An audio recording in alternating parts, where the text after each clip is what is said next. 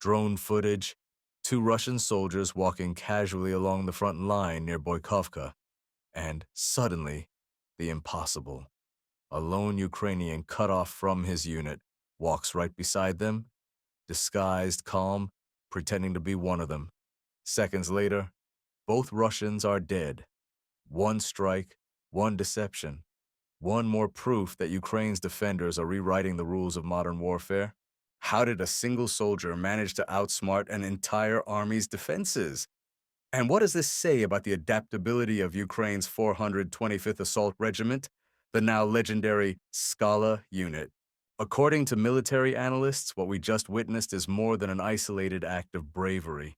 It is a textbook case of battlefield deception, a masterstroke of survival under impossible odds. The soldier, completely cut off behind Russian lines near Pokrovsk, had two options: surrender and face torture or execution, or adapt.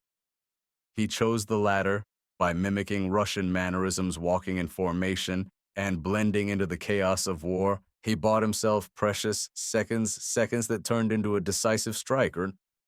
This is not the first time the 425th Assault Regiment has stunned the world, known as the Skala Regiment. It was formed in 2022 in the darkest days of Russia's full-scale invasion. From the Battle of Bakhmut to the defense of Donetsk, Oblast Skala became synonymous with innovation, flexibility, and fearless initiative.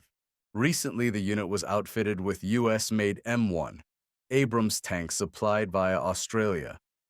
Western analysts expected the Abrams to make headlines, but instead it is the soldiers disguised a simple act of improvisation that now dominates discussions. Because this single incident reveals something deeper, Ukraine's war is not won by hardware alone. It is won by the human spirit. Let us analyze what really happened. Military deception at the tactical level relies on three things: disguise, timing, and precision. Disguise: the soldier copied the posture and movement of Russian troops. He approached at a moment when confusion reigned across the lines. Precision: when the strike came, it was instant. Both Russians neutralized in seconds. This is not luck.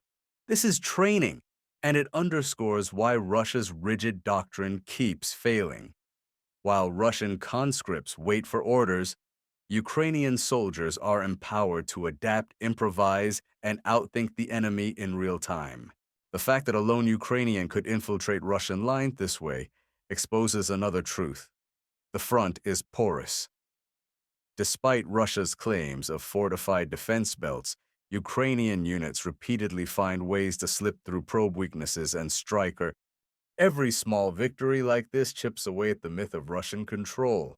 It forces Moscow to commit more troops, more resources, and more propaganda to hide the uncomfortable reality their lines are bleeding, not holding.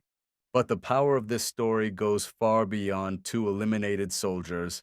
It is about morale.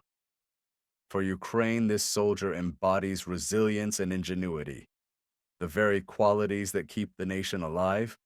For Russia, it is a humiliation.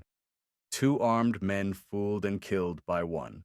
Russian propaganda insists their army is invincible, disciplined, professional, yet a single Ukrainian with no backup just exposed their weakness to the entire world.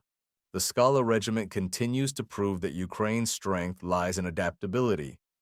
From integrating advanced Abrams tanks into frontline operations to improvising battlefield deception. At the individual level, they are setting a standard for 21st century warfare. And the lesson is clear: hardware may shape the battlefield, but human creativity wins wars. So, what does this mean for the war as a whole? If a single soldier can outwit and outfight Russian troops behind their own lines, what will happen when Ukraine scales up these tactics with entire units supported by Western tanks and advanced drones?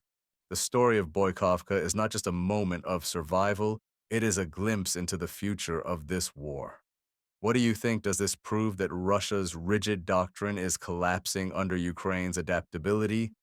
Let us know in the comments and stay tuned, because the next chapter in this war is being written right now.